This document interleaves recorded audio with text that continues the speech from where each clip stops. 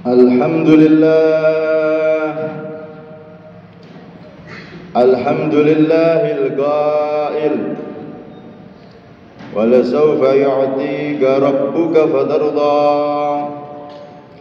Ashhadu an la ilaha illallah wahdahu la sharika lahu wa ashhadu anna sayyidana Muhammadan abduhu wa rasuluhul murtada.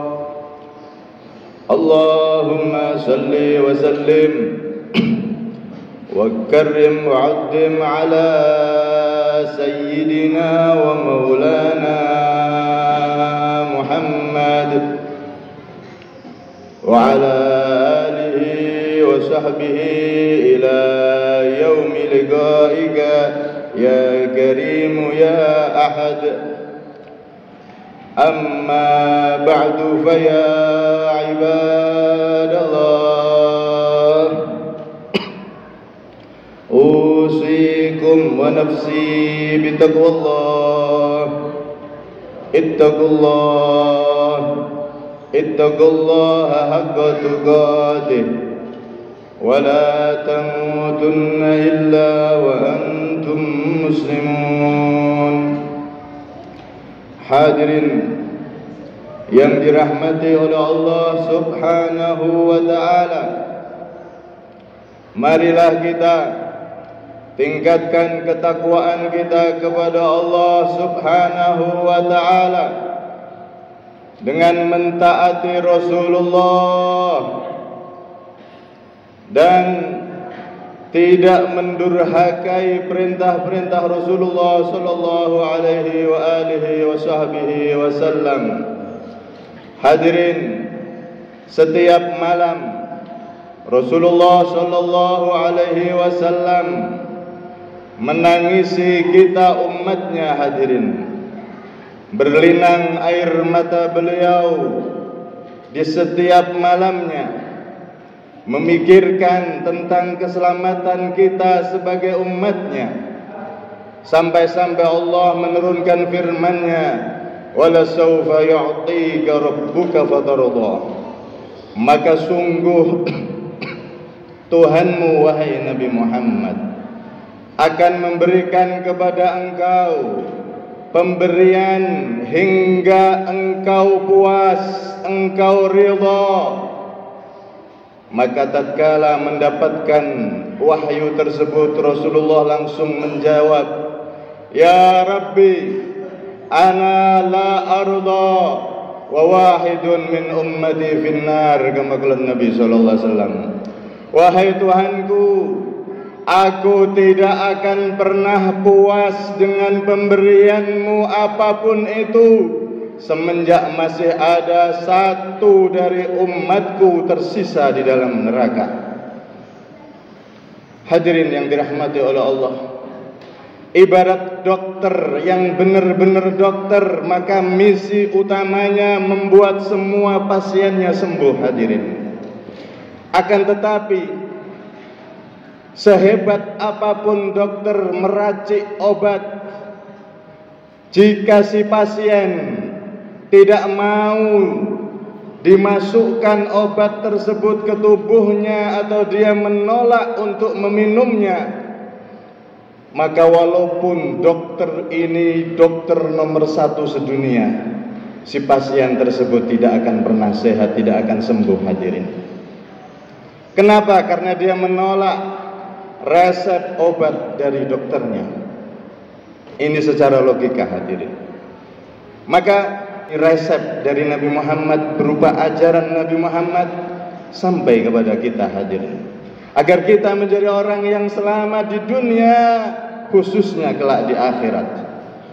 Karena itu hadirin yang dirahmati oleh Allah, sudah totalitas dan maksimal upaya yang diupayakan oleh Rasulullah agar tidak ada satupun dari umatnya kelak di akhirat tersisa di dalam neraka. Akan tetapi di antara umat Nabi ternyata ada mereka-mereka yang tidak mau diajak masuk surga bersama Rasulullah. Hingga beliau mengatakan, kullu ummati yadkhulunal jannah illa man aba. semua dari umatku akan masuk surga, kata beliau. Illa man aba, kecuali orang yang enggan, kecuali orang yang tidak mau diajak masuk surga Rasulullah, tapi dia enggan dan menolak.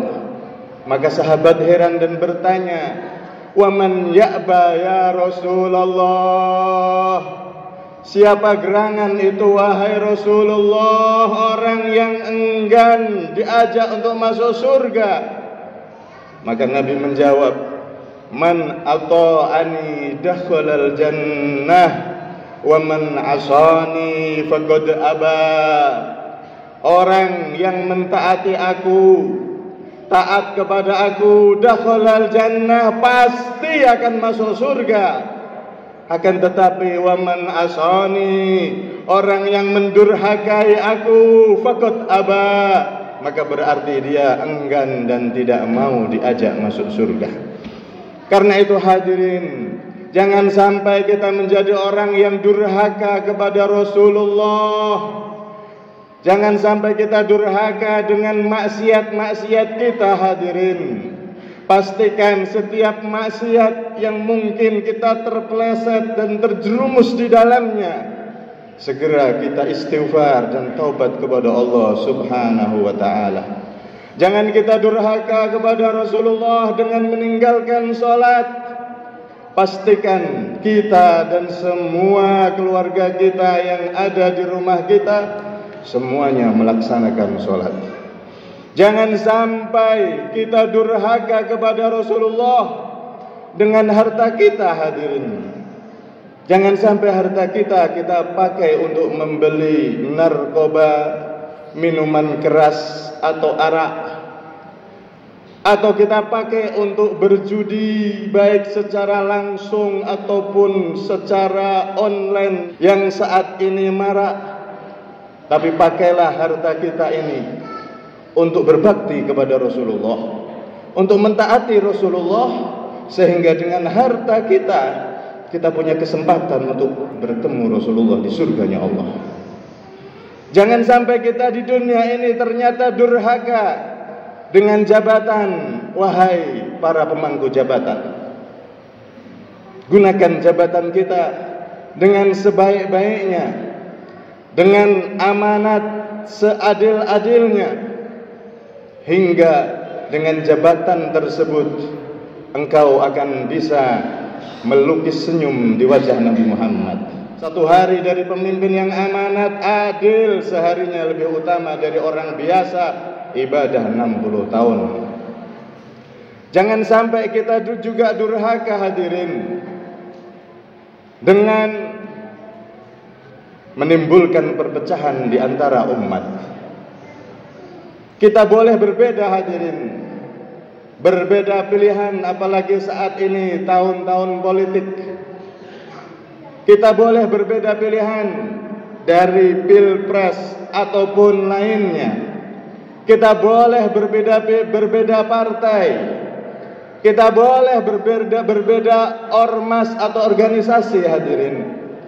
Kita boleh berbeda bahkan madhab. Kita boleh berbeda pendapat.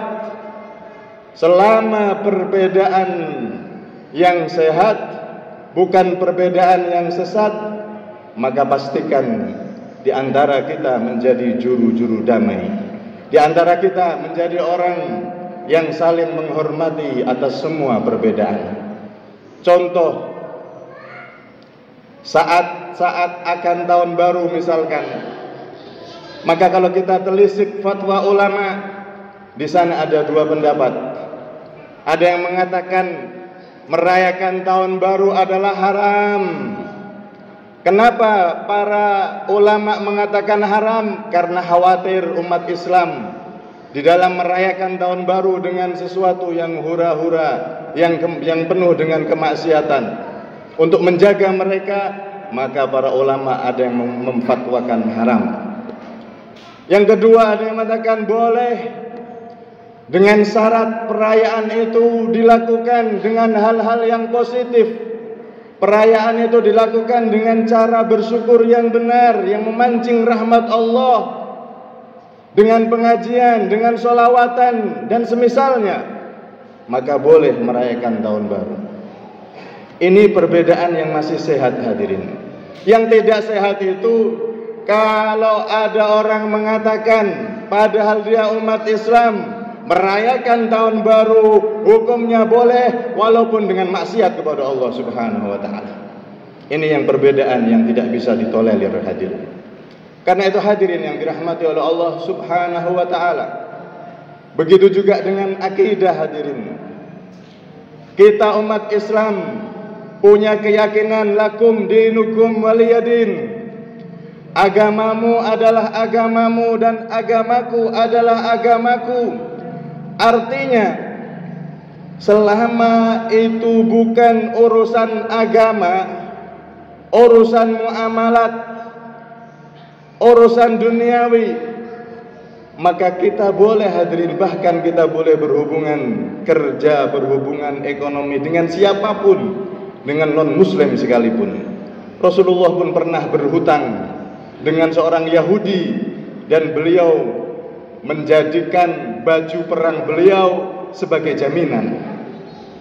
Islam sangat menghargai perbedaan dan toleransi hadirin. Apakah pernah di suatu negeri yang di situ mayoritas muslimin orang Islam, apakah pernah yang minoritas ditindas bahkan dibantai habis? Apakah pernah ada sejarah catatan seperti itu hadirin di dunia ini? Tidak ada hadirin. Umat Islam sudah diajari oleh nabinya bagaimana cara toleransi, bagaimana cara menghormati dalam perbedaan. Tidak pernah ada sejarahnya umat Islam menjadi penjajah. Tidak ada pernah dalam sejarahnya umat Islam menjadi pelaku genosida, pembunuhan massal kepada mereka yang di luar Islam. Tidak ada hadirin. Selama bumi ini berputar, tidak ada satupun sejarah yang menyatakan demikian. Bagaimana Nabi mengajarkan man ada dimmiyan faqad adani.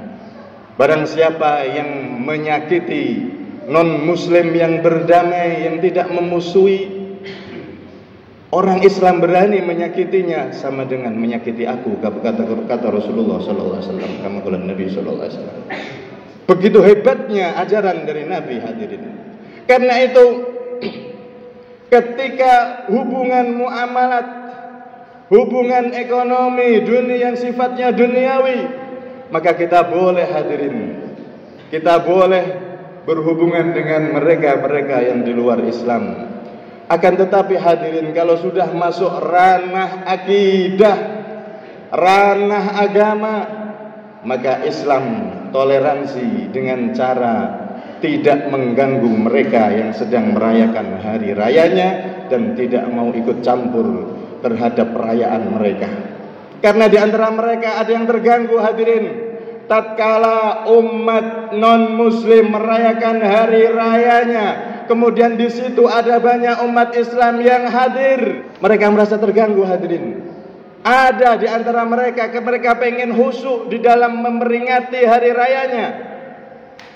Tetapi kadang-kadang kita hadirin toleransi, kebablasan, kita malah seakan ikut merayakan di situ. Karena itu hadirin, masalah keamanan hari raya agama ini, agama itu sudah ada para bapak polisi, para TNI. Sudah ada dari mereka, itu tugas para bapak-bapak keamanan.